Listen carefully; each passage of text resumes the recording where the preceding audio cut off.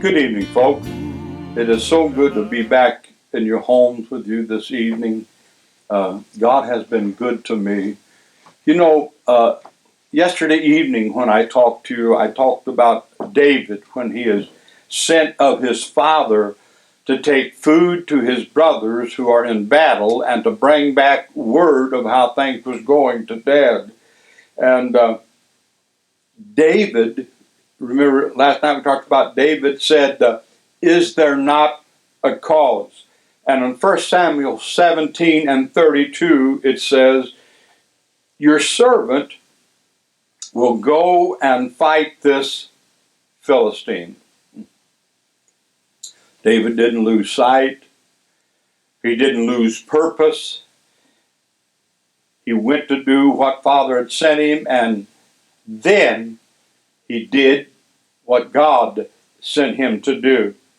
And it's interesting that when David goes to fight the giant, David took 4 things with him, and they should always be a part of our Christian makeup when we're doing for God.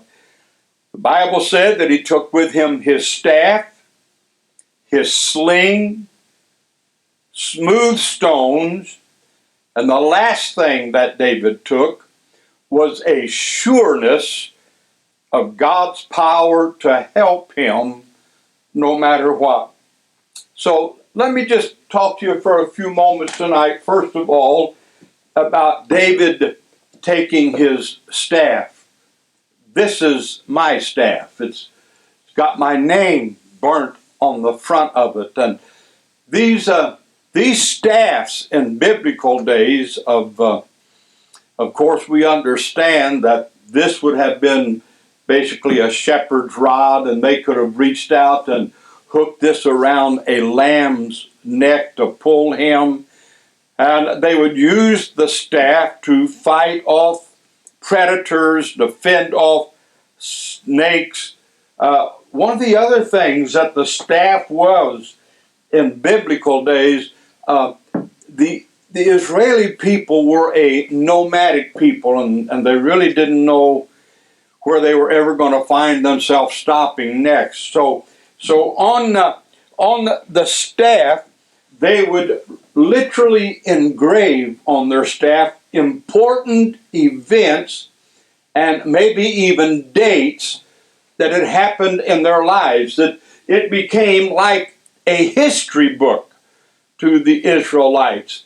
It told of their staff. I got placed on my staff in important events in my life, of my birthday, when my twin sister passed away, when I was ordained into the ministry, and on and on.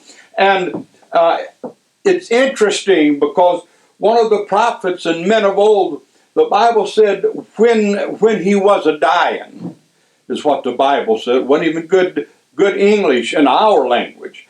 But it said when he was a dying, he leaned on the top of his staff. Now, why is it important to lean on the top of his staff?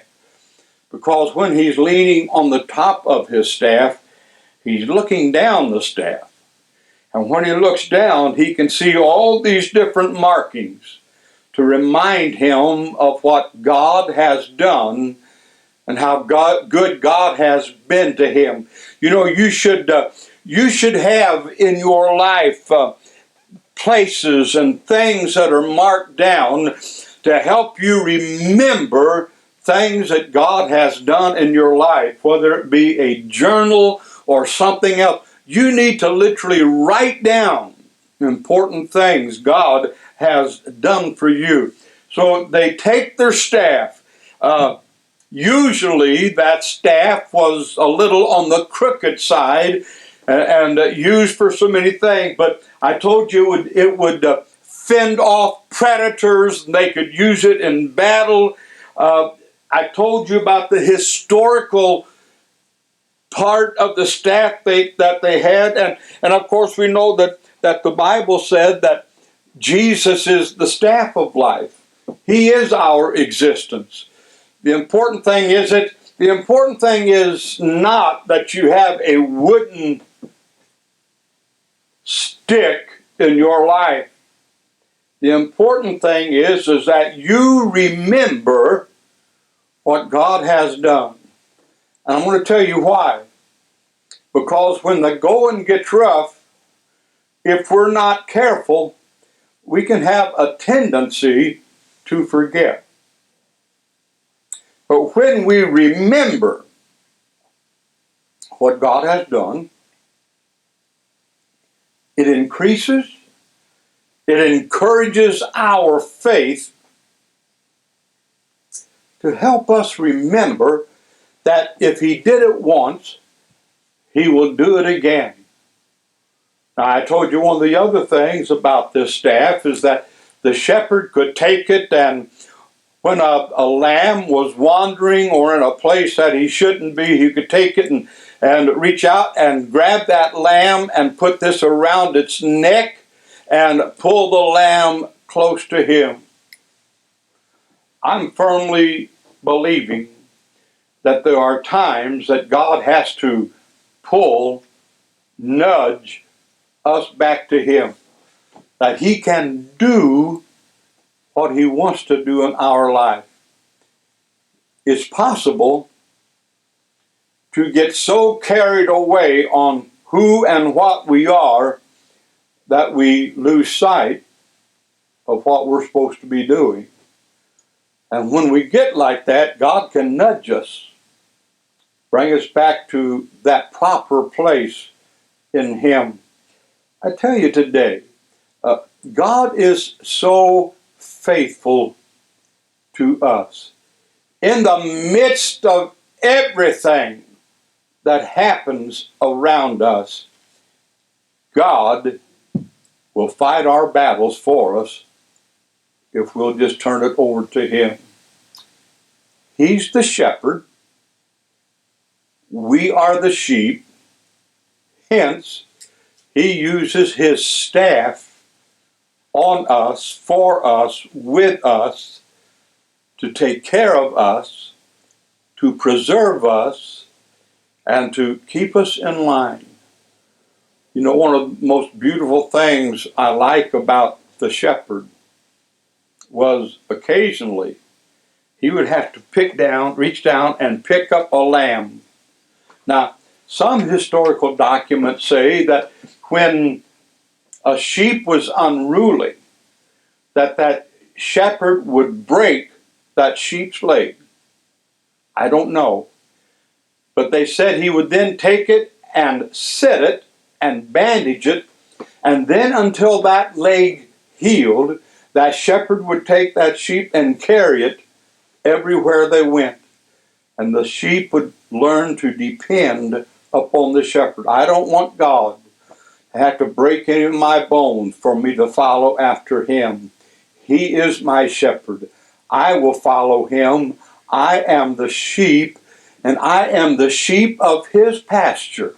And can I tell you, being a sheep in God's pasture means that He's gone ahead of me and scoured it to make sure that all the poisonous weeds are gone and pulled up. Oh, I find life is much better when I'm living with Jesus Christ, and He is my shepherd, and He is providing for me, taking care of me.